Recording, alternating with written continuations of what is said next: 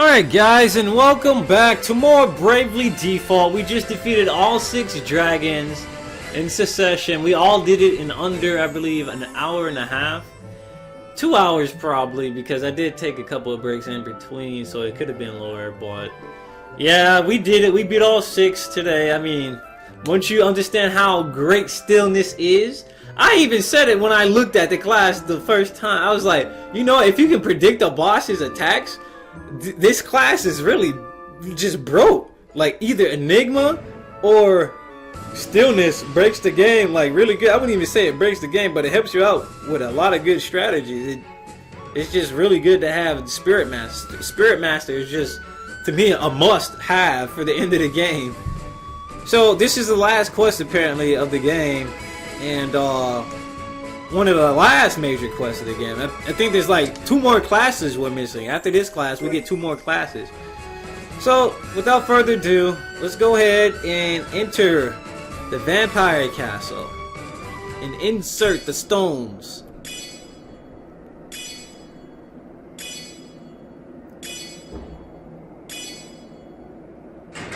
Oh, Did you yeah. hear that sound? I believe the gate is finally unlocked. Oh, I think I see what they did there. Look at this. They got summon material, magic material, support material, freaking command material, support material, and I think it's magic material. I don't know. But I know they all resemble materia. That's all I know. It's been a while, okay? That was anticlimactic. He could have at least included a flash, a bang, or a puff of smoke. Let's head in before Ringabel has a chance to flap his gums again. Alright, here we go.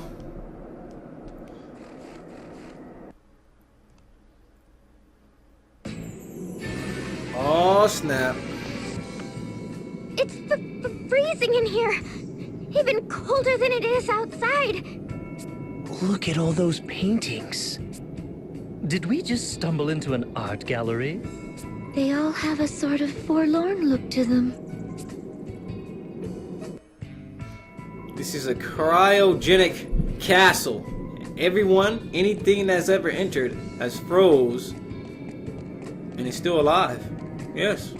I don't know what I'm saying anymore. I'm just tired as fuck. So, I got the encounter rate to the lowest rate possible. So we are going to run into a few enemies here. I just want to test them out. I want to fight these guys and see what they're like. Magnus, Bat, and Cerberus.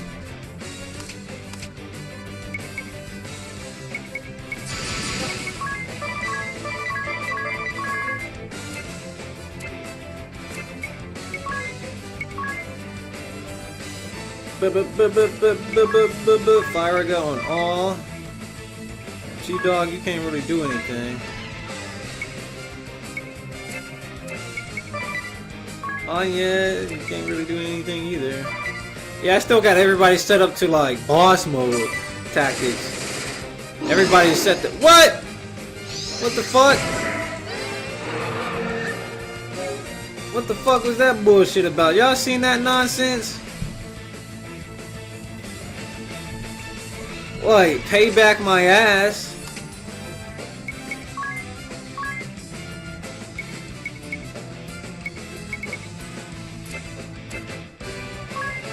Man, we gonna Isuna. We gonna, Isunaga. Wow, they're doing mad damage. Man, screw all this, run. Ain't nobody got time for this shit. Look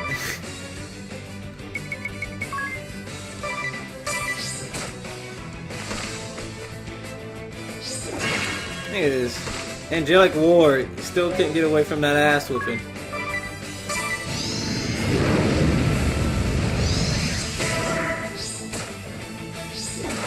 Like, even confused, he can't do anything, so they might as well just let me run.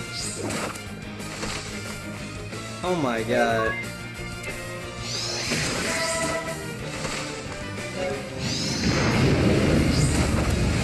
Exactly why we got a tank. Like, just let me run, bro. Just let me run. Just let me run. Just stop. Just let me run. There's no way you're gonna beat me. Alright, I had to run away sometime. So, because of that, I'm turning off enemy encounters. And nobody got time for these random encounters, alright? Because they're just annoyances at this point. We don't need to level up. We don't need to rank up anything at the moment. Not until we get this next class. So I will see you guys for the boss in a few seconds for everybody on YouTube. Unless there's a cutscene somewhere in this dungeon, because I'm not recording the dungeon. Because it's just me dungeon crawling without enemy encounters. And nobody wants to see me sit here and adjust all this shit just to fight enemies here. So I'm gonna remain in boss mode for now. All my class is set up for bosses. They're not set up for just random enemies. And I'm not trying to waste my magic, so I'll see you guys in a few seconds. Alright, looks like there's another cutscene here, guys. My, what a large portrait. Is that Lord De Rosso? His wife was sure an attractive one. Oh, and it says something under the painting. Lester, eldest son of the House of De Rosso. Future clergyman of the Crystal Adventists and cardinal of the Crystal Orthodoxy. Born in the land of Eternia on a cold winter's day. So, that's his mother, not his beautiful young wife. And that little baby is Lord De Rosso. Huh. Clergyman? Of the Crystal Adventists? Is something the matter, Agnes? The Crystal Adventists were the predecessors of the Crystal Orthodoxy. It is now known as the Old Faith. But it hasn't been practiced in over 2,400 years. How could he have been a member of the Adventist clergy? According to this portrait, Lord De Rosso is incredibly old, even ancient. How is he alive? Yes, indeed. For I was born of these frozen lands in a time some 2,400 years from this day. Today is his birthday? Oh, De Rosso, he's about to kill us! And this portrait? I was but an infant, as you can see. This is a reproduction, however. The original was lost long ago to fire.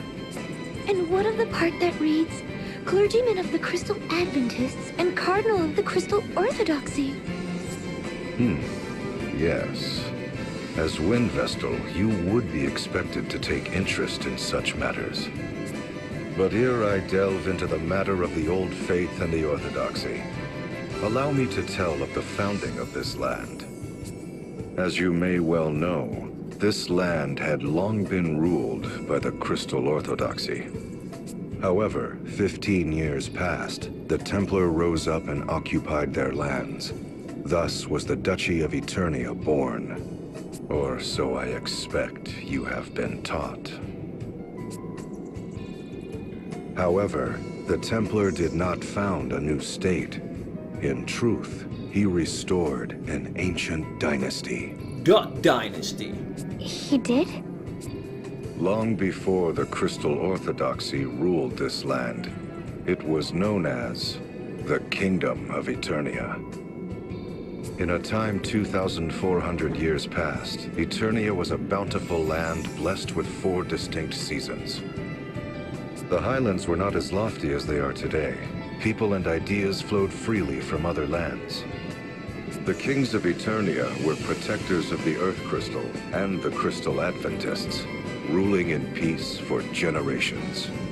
To the west lay the castle of the House of De Rosso, hereditary dukes of Eternia with royal blood in their veins. Relations with the royal family were good, and ever did the kings of Eternia treat the dukes of our house with kindness. In return, the House of De Rosso did faithfully serve generations of Eternian kings. Interesting. Alright. Can we expect this again? Or is it going to show another cutscene of the same thing? A family portrait by Lord De Rosso. Little did he know of the approaching maelstrom. Such tragedy that we could not possibly fathom. If you can hear people talking outside, yeah. That's people being loud. But anyway, here we go. Alright guys, it looked like we came to another cutscene. What magnificent vestments. This must be none other than Lord De Rosso. And he appears again out of nowhere. 'Tis a portrait of my ordainment as Cardinal of the Orthodoxy. I was as yet... No, let us move on to other matters. I was born of the House of De Rosso, hereditary Dukes of Eternia. Blessed was my youth. My parents showered affection upon me, and I was beloved by the people. And the king bestowed favor upon me as well. Upon royal recommendation, I was made a cleric of the Crystal Adventists, the Old Faith, in my 19th year. I devoted my body and soul to my clerical duties, for king, for kingdom, for faith. Sleep became an oft-missed luxury. But before long, a new tide began sweeping through the Crystal Adventists. There were those who wanted the clergy to control the four crystals of Luxembourg, rather than local monarchies and temples. That belief formed the core of the Crystal Orthodoxy. The Eternian royal family, keepers of the Earth Crystal, immediately assented to this new way. I soon found myself appointed to the position of Cardinal in the Orthodoxy. Me, a mere cleric. Cardinal De Rosso. Those were my days of glory. Even now, the mere sound of the then-new title is dear to me. The old faith was remade entirely into the Crystal Orthodoxy, and the decision was made to elect a Grand Patriarch to rule. Thereupon, cardinals throughout the world gathered for a conclave to elect the first Grand Patriarch. Amid the conclave's maelstrom, I was approached by a cardinal who wished for me to vote for his choice. I suppose it was my youth and sincerity that made me reject the notion out of hand. But that was my downfall, for I was forced from the position of cardinal by the fraudulently elected Grand Patriarch. I had been but fervent in my beliefs and ideals. What I did only for the Orthodoxy, and for the people of this world. The old faith and the Orthodoxy. The Kingdom of Eternia and the Duchy. That was all a bit hard to follow. I agree. There are no major differences in teachings between the Old Faith and Orthodoxy. They both revere the four crystals. I have heard that the Adventists gave way to the new and truer ideas of the Orthodoxy and faded away. No wonder the Old Faith was abandoned. Yet there is more to the story, for history is not more than accounts recorded by the victorious. To solidify their power, the victors showered contempt upon the vanquished. So it was those who held the reins of power within the Orthodoxy relentlessly pressed for the Adventists' eradication. No one recalls the words of the vanquished if the victorious write them out of history. 'Tis as if they had never existed. I'd been taught that the battle between the two faiths had been fierce, and in its wake, devastation persisting to this day covered all the lands. That is an uncharacteristically accurate account for the Orthodoxy, save for their false reckoning of time. It was after the Orthodoxy had begun ruling the world that the endless conflict with the Adventists began. I should know, for I was there to bear witness firsthand. This is crazy. Lord De Rosso, how could you possibly be that old? I am God. He's God! Oh my God! Lord De Rosso's epic oratory, whatever that means. Ring a bell, you were sawing logs almost the entire time Lord De Rosso was speaking. Sawing logs? She must mean you were sleeping. So it was that obvious? Obvious, you were snoring like a bear. I was, you'll have to forgive me. Even I know that's a little rude. That it is, even if that was an incredibly long bit of a story. That's right, Ring a Bell, you were really rude.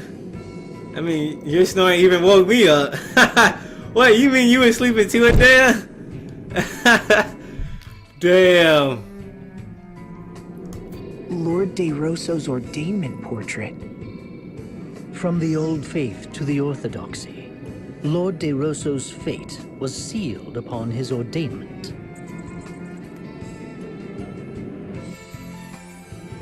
Alright guys, so we got all the chests here, so it's time to keep going up.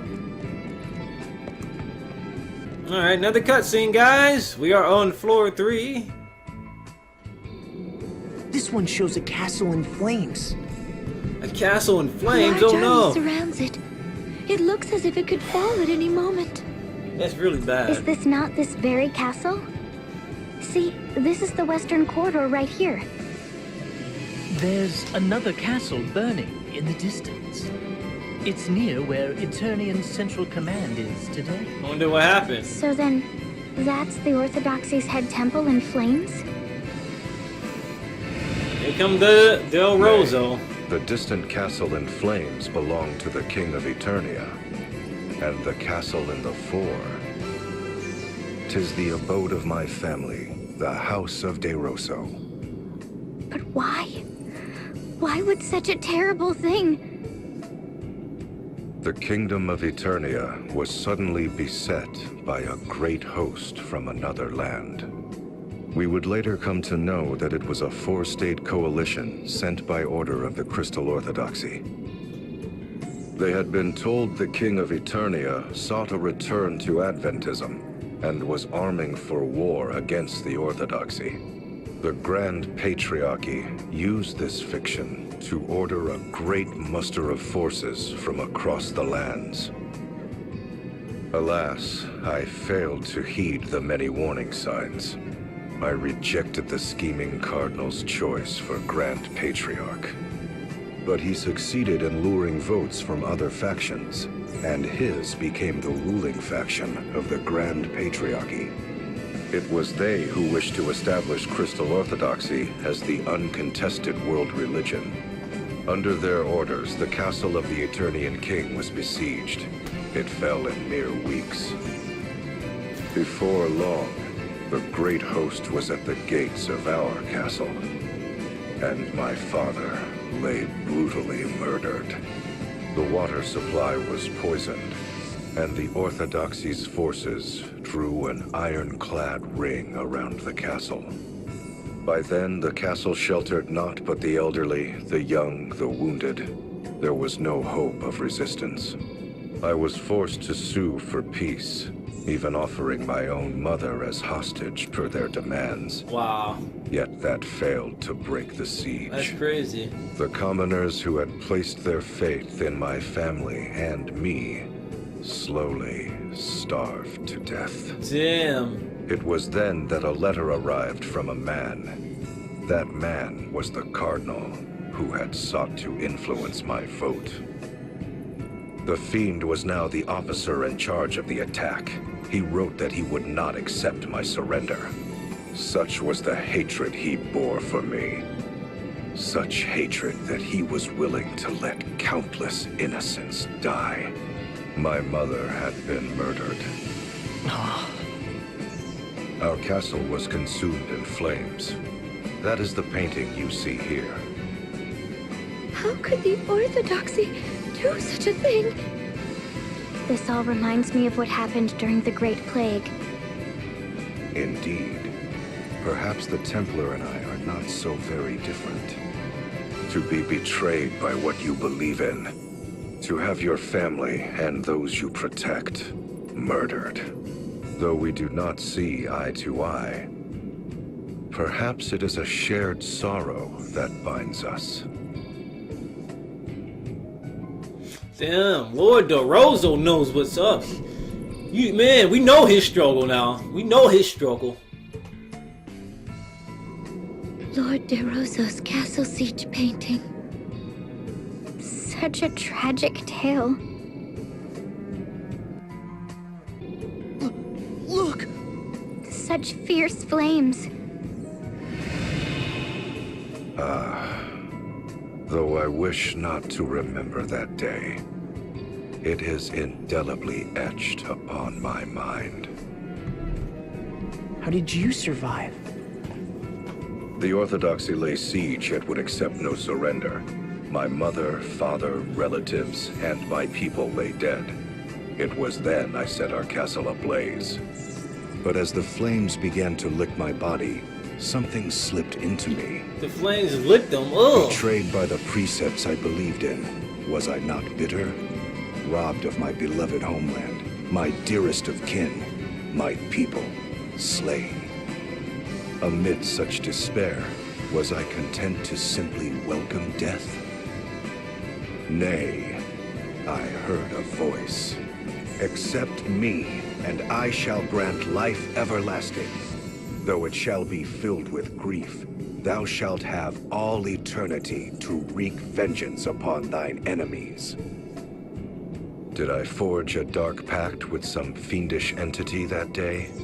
Or was it a rebirth, triggered by a future me, reaching back to the past? Panicked upon failing to find my body, the Orthodoxy chose to denounce my family and me as ghoulish vampires. Thus have I been living an immortal existence ever since. Then the name Vampire Castle is... A lie that has been perpetrated by the Orthodoxy for some 2,400 years. Though it is true I am immortal, I am no vampire. I find the smell of blood too revolting to ever drink it. What? Having said that, I have done naught to quell the rumors.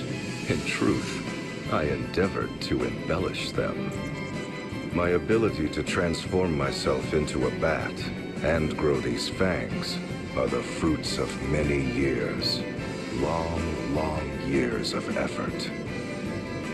Tell me, O Vestal of the Wind, what does the Crystal Orthodoxy have to say about the passing of the first Grand Patriarch? He chose the second Grand Patriarch and prayed for peace and the well-being of the faithful as he passed peacefully from this world. Passed peacefully from this world, you say? I know the truth to be far different. What do you mean? The first Grand Patriarch was assassinated, along with his Archbishop, the man who had been my bane. The assassin himself tells you this. There is no other truth. Whoa, DeRosa. That was when I forsook this land. Soon after, sightings of the vampire Lester de Rosso began to crop up throughout the world. I became a veritable Duke of Darkness, forging ties with those bearing hatred toward the Orthodoxy, and those it had oppressed. I was the enemy of man, the hated and feared vampire. But more than that, I was known as the arch-enemy of the Orthodoxy.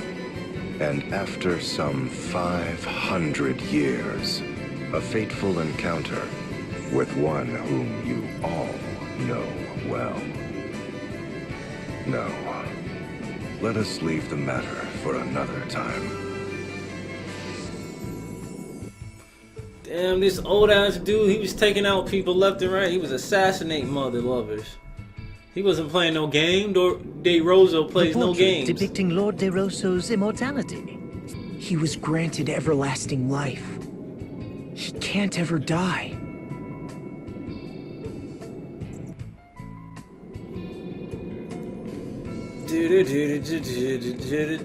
Alright, time to go upstairs and probably distribute the last floor, right?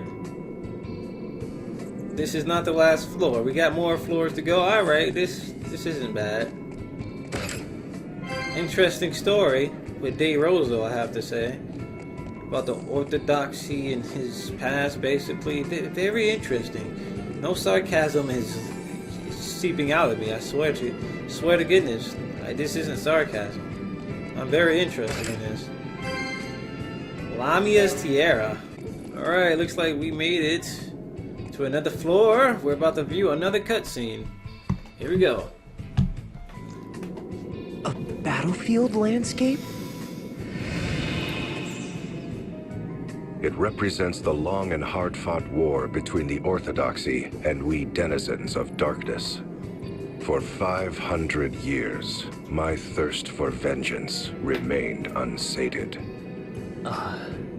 It had also been 500 years since the Orthodoxy had been founded. The world was in the midst of an age of seafaring and piracy. Compared to the great exchange of ideas and information, the once hallowed Orthodoxy began to lose its luster. The authority of the Grand Patriarch and the Orthodoxy itself began to wane. Fearing irrelevancy, the Grand Patriarchy acted rashly to regain its authority. This led to the unusual decision to select a commoner, the gifted young Yuliana, for an important task. Yuliana? Sage Yuliana? Yes, indeed. At age 20, the young Yuliana became High Inquisitor of the Crystal Orthodoxy. It's hard to believe he ever was young. It was no laughing matter, for there was no one more skilled at rooting out enemies of the faith than he. The shadowy ones, those who had been working against the Orthodoxy, were crushed by the host he led. In the several decades that saw him age, I cannot count the number of times we have crossed swords, he and I. In the great battle waged on the Karka Plain, the might of our clashing forces rent the very earth into a vast rift. You mean the rift under Ison Bridge? In the battle at the foot of Mount Fragmentum, our armies smoked the mountain to its very roots. So that's how that ravine was created. And in the battle fought on the Harina Plain, the once fertile earth was reduced to desolation. The loss of that fertile plain is believed to have ushered in the downfall of the Harina dynasty. To think any sort of battle could change the face of the Earth so. We fought our final battle 1,800 years ago on the Norende Heights in the land of Kaldisla. The Norende Heights? That's where the Great Chasm opened up! In the end, Yuliana, High Inquisitor of the Crystal Orthodoxy, utterly defeated me. Lord De Rosso, leader of the Shadows. You were defeated? But you're here with us today. Yes, well, there was more to that final battle than meets the eye. You see, I ceded the glory of victory to young Yuliana that day. I say young in my reckoning, for he was already 100 then. What? Yuliana returned triumphantly to Eternia with what he claimed to be my remains. What he brought them was not human. And when the Templar attacked the head temple 15 years past, it is said they found my tomb deep underground. Ever dreading the darkness and my return, the Orthodoxy kept those duplicitous remains under arcane seal for over 1,000 years. 'Tis a tale replete with irony, is it not?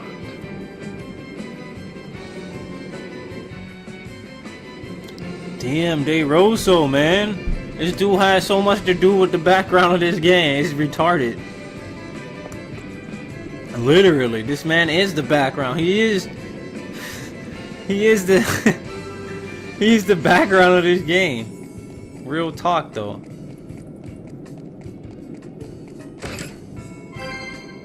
And then you jump up here, I'm kicking you dead in your face. More cutscenes, yay!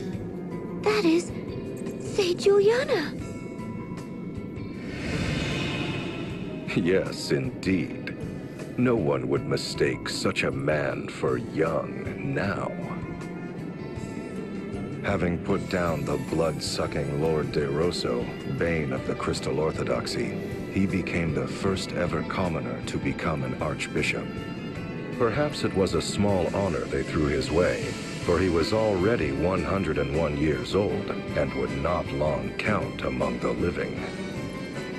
That makes it sound despicable. Agreed. The truth is, however, that was when Yuliana's plot was at its most clever. The sage's plot? What was he plotting? He was taking measures to separate you Vestals and the faithful among the people from the Orthodoxy's corruption. After serving some 80 years, he had witnessed firsthand how corrupt the institution had become. Should nothing be done, it would not be long before the putrid poison would do harm to the most innocent of the faith. So it was he vowed to rid the Orthodoxy of the source of this poison, the concentration of power. But how? For the great feat of defeating me, Juliana had been made Archbishop, but in name only. But such was not key to his plot. Timing was the key. The proper time to separate the Vestals and the faithful from the Orthodoxy. And just what timing would that be? The great upthrust of the Eternian Highlands. At the time, the Highlands were not so formidable as they are today. But a colossal movement of earth and rock thrust the Highlands to lofty heights, thereby isolating Eternia from the world. Hold on a moment. He was waiting for the Earth to move? How could he have known when such an event would take place? I shall tell you in time. For now I will say this. Juliana bided his time till the Orthodoxy was cut off from the world. And at last, it happened. The Highlands ringing Eternia did thrust up to about half its height today. The Orthodoxy-ruled Eternia now found itself completely isolated, for this was an age preceding the airship. And while the Earth Crystal remained in their keep, control of the crystals of fire, water, and wind was returned to their respective temples. This, what you believe to be the true form of crystalism, is the fruit of Juliana's efforts. That was the sage's doing? I won't ever call him a miserable old lech again. Sage. Alright. Learning more about the background of this game. Here we go.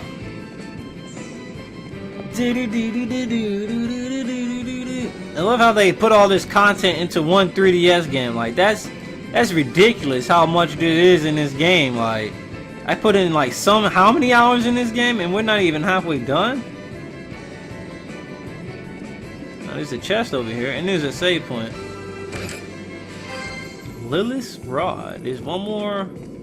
There's one more, but what we want to do is look at this last painting before we go over to the Lord de Rosal. What is that glowing jewel-like object? I could swear I've seen something like that before. I believe you have seen a similar sight countless times. It is known as an asterisk.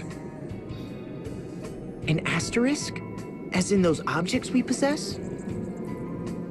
Yes, indeed. The second stage in Juliana's plot against the Orthodoxy's authority was to deprive them of the power to grant vocations. Grant vocations? I'm afraid I don't follow. Job classes. Before Juliana intervened, special approval was required to change vocations within the Crystal Orthodoxy. In this way, the institution grew rich through fat profits they called alms. Oh, so the Orthodoxy cornered the job market and the fees to participate therein. That's ridiculous. That's In broke. layman's terms, yes. But Juliana exposed this fact before the reigning Grand Patriarch. It was then that Juliana approached panicked high officials and the Grand Patriarch himself with a proposal of pure genius. He showed them a stone known as an asterisk, saying the granting of vocation should be based on it, overseen by the Orthodoxy. Those who sought such vocations would apply to the Orthodoxy and pay a fair price. Anyone with the means to pay could thus learn a new job. Really? That's no different from the old system where people had to pay alms. No different indeed. But the Grand Patriarch and his officials had not but the material profits of the Orthodoxy in mind. Hence, they accepted Juliana's proposal without question, even appointing him to the important position of overseeing the new asterisk system. I fail to see how that really changed anything. Well, it did far more than you would guess. For he was the only one who knew how to make the asterisk stones. Wow. Why, that wily old fox? So it was Juliana robbed the Orthodoxy of its authority to grant jobs and took it for himself. What of the Orthodoxy's profits? Wouldn't they demand Juliana transfer the proceeds to their coffers? Juliana was long gone. Abandoning the seat of Archbishop, he fled with his knowledge of the asterisk craft. He also took arms and armor the Orthodoxy had seized from around the world, items of such power that their use was forbidden. He took them all and sealed them away in a hidden location. They now lie secreted away against the day the Orthodoxy's tyranny or some other impending doom threatens the people. He then hid himself in Juliana Woods until those who knew him reached the end of their natural lives. But that did not take long, for I led the forces of the shadows to ensure their swift demise. I had always believed the Crystal Orthodoxy required not but the crystals, the Vestals, and the faithful. With the institution free of corruption, I returned to my homeland of Eternia after a 700-year absence. Where my family's castle once stood, I built a fortress of ice from whence I have been watching over the Orthodoxy's head temple. Meanwhile, Juliana retired to that land to tend to the Vestals, but you know of that better than I. Say, Juliana. Very interesting indeed. So what we are going to do, save the game and have one last final conversation with Lord De Rosa really quick.